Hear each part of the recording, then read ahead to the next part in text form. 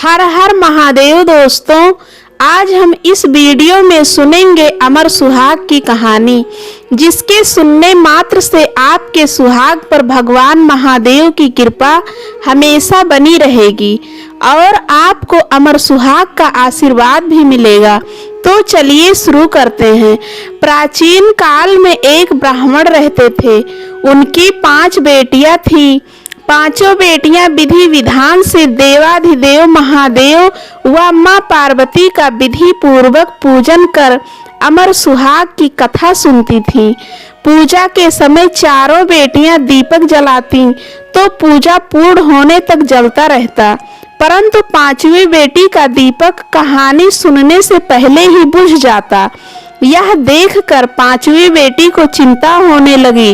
वह अपने मन में सोचने लगी कि सभी बहनों का दीपक तो जलता रहता है, मेरा दीपक क्यों बुझ जाता है। एक दिन 5वीं बेटी ने अपनी माँ के पास जाकर माँ को सारी बात बताई। तब माँ ने कहा, बेटा, इसमें चिंता की कोई बात नहीं है। कल से तू दीपक में घी अधिक डालना। बेटी ऐसा करने लगी। कुछ समय पश्चात ब्राह्मण ने अपनी 5 बेटियों का विवाह कर दिया। 4 बेटियों के घर में अन्न धन के भंडार भरे थे, परंतु 5वीं बेटी की आर्थिक स्थिति थोड़ी कमजोर थी।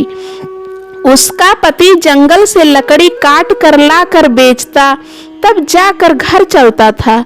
परंतु 5वीं बेटी संतोषी व समझदार थी, कभी किसी से शिकायत नहीं करती थी। विवाह के बाद भी महादेव मां पार्वती का पूजन करती थी। एक दिन उसका पति कम लकड़ियां लेकर आया तो उसने पूछा, क्या हुआ, आज लकड़ी कम लाए हो? तो पति ने कहा, आज मेरी तबीयत खराब है, मुझे बुखार है। दूसरे दिन लड़की ने पति से कहा, आज आपकी तबीयत ठीक नहीं है, आज मैं भी आपके साथ चलूंगी। पति ने कहा, ठीक है। उसने सास ससुर से आज्ञा लेकर पति के साथ जंगल में चल पड़ी। जंगल में पति की तबीयत और भी खराब हो गई और पति की मृत्यु हो गई। वह जंगल में अकेली थी, कोई मदद के लिए नहीं था। पति का सिर गोद में रख कर विलाप करने लगी।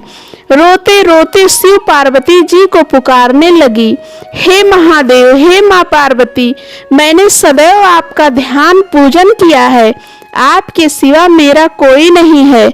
मैं घर जाकर अपने बूढ़े सास ससुर को क्या कहूँगी। लड़की का विलाप और सच्ची भक्ति देखकर मां पार्वती ने कहा, हे प्राणनाथ, इस निर्जन जंगल में हमें कौन पुकार रहा है, हमें उसकी रक्षा करनी चाहिए। मां पार्वती ने पूछा, लड़की, क्या हुआ है, तुम क्यों रो रही हो? तब लड़की ने सारी बात रोते हुए माता पार्वती और भगवान शिव को बताई। इतने में माता पार्वती को दया आ गई और बोली, हे नाथ, यह वही लड़की है जिसकी दीपक जल्दी बुझ जाती थी, हमें इसकी मदद करनी चाहिए। और वैसे भी इस सुनसान जंगल में ये लड़की अपने पति को लेकर घर कैसे जाएगी।